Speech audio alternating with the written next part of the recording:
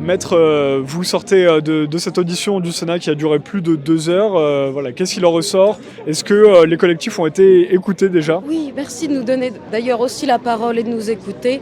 Les sénateurs et députés qui sont les rapporteurs de cette commission d'enquête ont passé 2 heures à entendre l'association Verity, le collectif Où est mon cycle, parce qu'elles ont de graves troubles menstruels, que ça aille de l'aménorrhée jusqu'à des métrorragies incontrôlables qui entraînent même des hystérectomies. Les hôtesses de l'air notamment qui subissent ce type de troubles ont alerté sur l'impact sur la sécurité aérienne. Certes, il y a eu une déclaration de pharmacovigilance, mais aujourd'hui encore, on attend la réponse et leur avis, parce que faire une déclaration, c'est une chose, mais faut-il encore qu'ils répondent? Où ça va jusqu'à, je dis, une hystérectomie ou finalement des atteintes de la fertilité prouvées, mais réellement prouvées, c'est-à-dire que les femmes avaient fait évaluer leur réserve ovarienne pour certaines qui, par exemple, allaient entrer dans des programmes de FIV. Donc on voit très bien que leur réserve ovarienne a diminué de moitié après cette vaccination. Et ce que nous avons alerté, c'est que les conclusions, elles ne peuvent plus attendre, elles doivent être données maintenant. Mais il y avait aussi Marc Doyer, Frédéric Beltran, qui représentait Verity France, qui était avec nous, qui, je pense, ont peut-être la sensation, en tout cas je l'espère, d'avoir été entendu, parce qu'on n'a pas parlé que des problèmes de cycle menstruel. Monsieur Doyer a pu parler de sa femme, de la maladie de Creutzfeldt-Jakob. Moi, ce que je leur ai dit, c'est qu'on attendait une reconnaissance des effets secondaires, une réelle, parce que pour l'instant, pour le cycle menstruel, ils sont absolument pas reconnus, et la majorité des médecins disent encore qu'il n'y a pas de lien de causalité. Donc on attend une écoute également, des réponses, parce qu'il va falloir expliquer à des femmes qui n'auront jamais d'enfants ou à des petites filles qui ont une poitrine atrophiée, pourquoi est-ce qu'elles ont une poitrine atrophiée maintenant. Forcément, on a vu des étonnements, mais on parle de cas qui sont tellement catastrophiques que c'est quand même des humains qu'on a en face de nous. Donc voilà, je veux dire, monsieur Doyer, il parle de sa femme qu'il est en train de soigner depuis 10 mois, où il sait que la seule issue sera certainement la mort. On ne peut pas rester insensible à ce genre de propos. J'ai senti en tout cas que leur intérêt était là, vraiment. Après, je peux pas en dire plus, je suis pas dans leur tête, on est quand même en visio, donc on a du mal à ressentir un peu ce que peuvent voir les gens, ce que peuvent penser les gens. C'est pas évident à travers un écran. Ces femmes viennent témoigner des règlements qu'elles ont à cause du vaccin.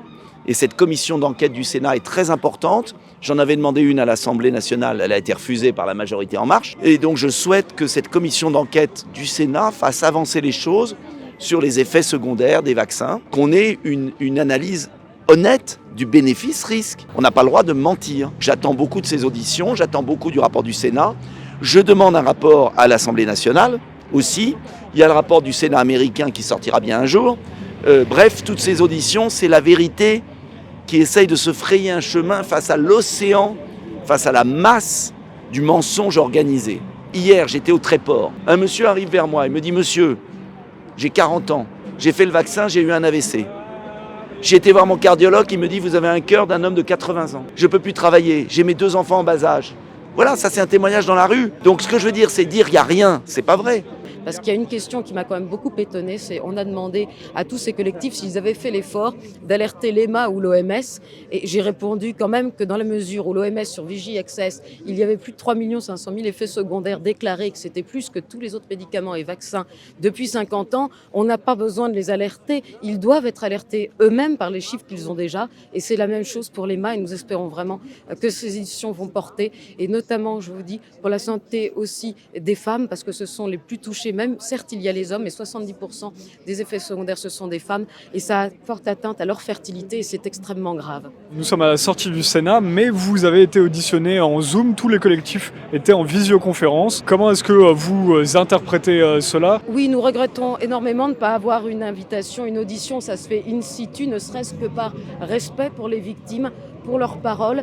Je pense qu'elles peuvent être honorées d'avoir le droit d'entrer au Sénat au moment où elles parlent justement des circonstances terribles et des effets terribles qu'elles ont ressentis. Je trouve que c'était quelque chose qui n'était pas normal vis-à-vis des victimes. Et par ailleurs, je pense aussi que ces auditions doivent être publiques au plus vite. Il ne faut plus attendre des conclusions. On a déjà tous les signaux d'alerte. Il faut diffuser ces auditions pour que chacun, et notamment les femmes et les jeunes filles, aient une information loyale et transparente sur les conséquences potentielles de la vaccination et ses bénéfices et ses risques.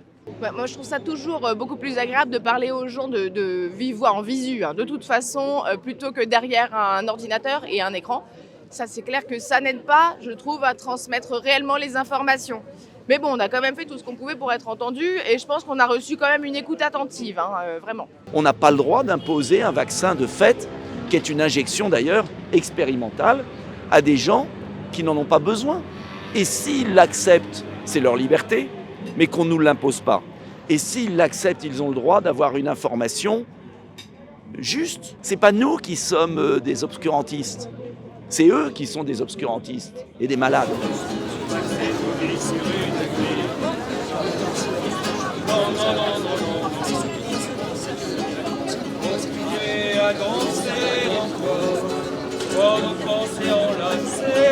Parmi ces millions de Français qui ont regretté des instances, des institutions législatives qui ne les défendaient plus ou qui ne faisaient pas leur travail de contre-pouvoir, qu'est-ce que vous pourriez proposer par exemple pour retrouver un vrai contre-pouvoir? D'abord, ça veut dire chasser les lobbyistes du ministère, mettre fin à tous les contrats McKinsey, mettre fin à tous les contrats d'études, faire une opération main propre. Je ferai une opération main propre. Réintégrer les soignants exclus, supprimer définitivement l'état d'urgence, les passes sanitaires et vaccinales, interdire le confinement dans la Constitution, comme au Japon. En un mot, garantir les libertés.